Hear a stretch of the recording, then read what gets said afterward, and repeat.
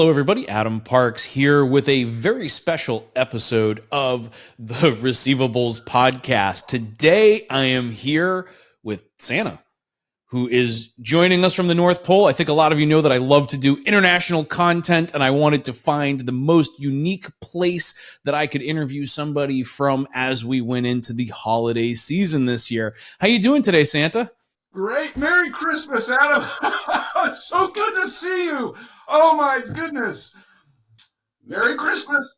Merry Christmas to you as well. Very much looking forward to the Christmas season. You know how in this particular podcast, I always like to start with the same question. So could you tell everyone a little bit about yourself and how you got to the seat that you're in today? Well, it's a family thing. A little magic involved, so I really can't go that deep. But let's just say I have a unique set of skills that were passed down from generation to generation. How's that?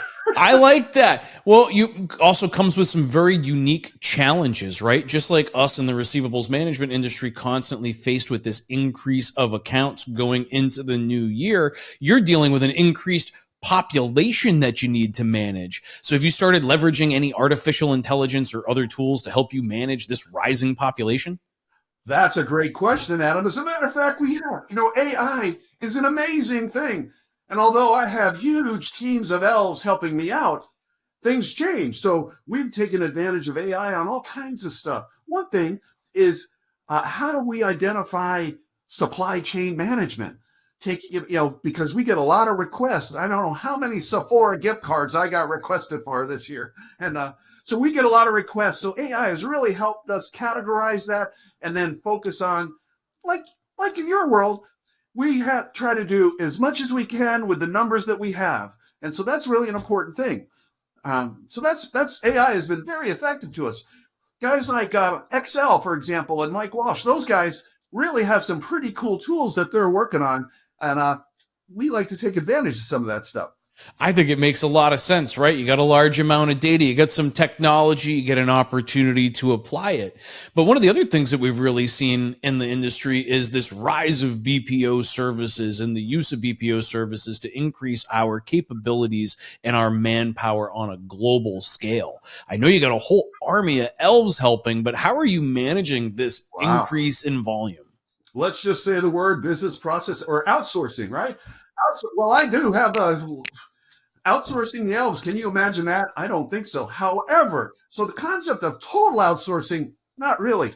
Modular outsourcing components very much has helped us out. For example, we have families that move all the time. So skip tracing is a real thing. It used to be very labor intensive for my team.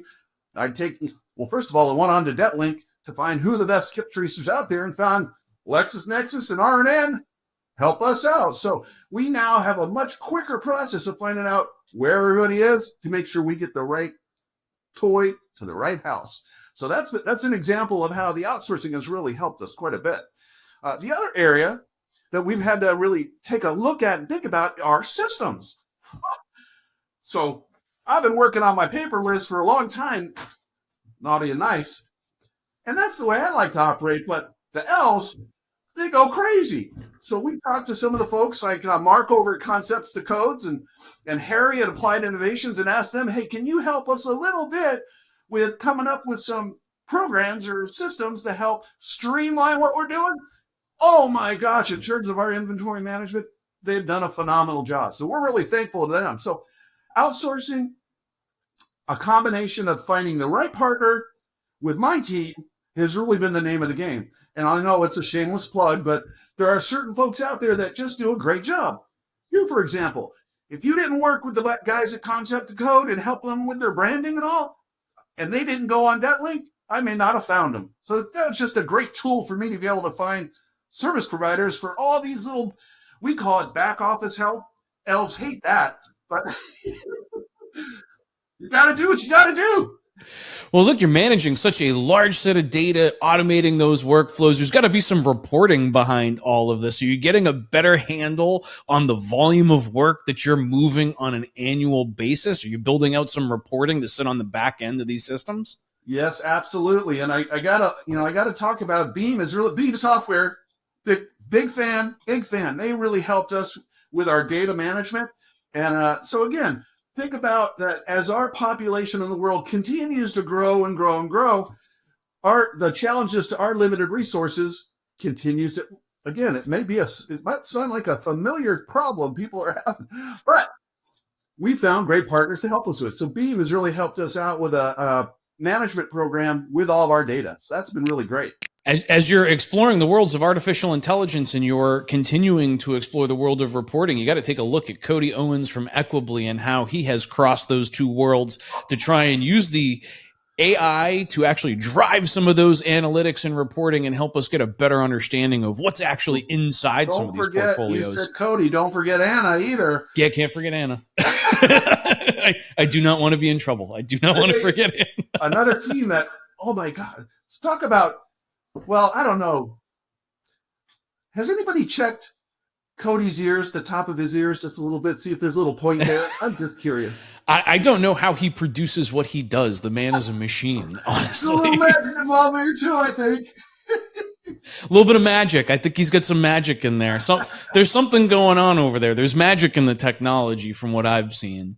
But now that we're coming into the RMAI time of the year, right? Like we're going into our Super Bowl in the industry happening in early February. And well, yours is just happening here in a couple of days. So what's that like? Are you able to get around without being recognized? What are you doing to prep? So yes, I'm all over the place like crazy. So when I'm suited up like this, I'm kind of easy to spot.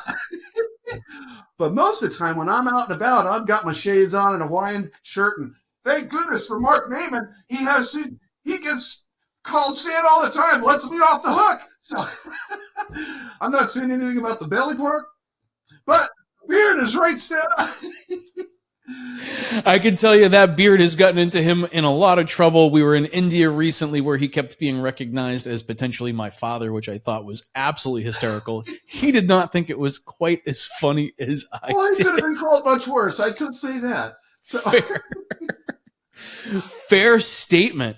Well, Santa, I know that you are an ultra busy man, especially this time of year, and I appreciate you stopping in to spend a few minutes with us and our audience, just talking about all the great things that you've got cooking on your side of the world and big prep for the next couple of days. Looking forward to seeing you, giving you a high five, leaving some cookies, and seeing the reindeer just kind of work their way across the sky. It's a very magical time of year and can't thank you enough for all you do across the world. Adam, I want to say thank you for having me. I say my thankful prayers every day that I have the gifts I have to bring this type of joy across the world. But it's true. Everybody has the same ability when you think about it. I know how good I feel when I deliver presents to people, and you can feel that same way. So I want to challenge everybody, look for a way to help somebody else over the next 2 weeks. This is my busy season. Help me out with it, and then I'll come see you in your busy season. I'll see you. You just might not know me. Well, Santa, we really do appreciate it. Please. I want to say, I got so many people on the good list. Even Melissa Raymond, not putting aside what happened to that women of finance in Texas, we'll put all that stuff aside. You're still on the good list.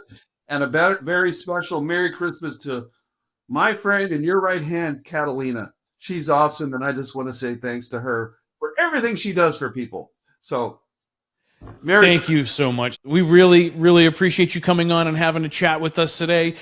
We know how valuable your time is, and hopefully I'll get to see you again next year. Absolutely. Merry Christmas. And in the meantime, be good.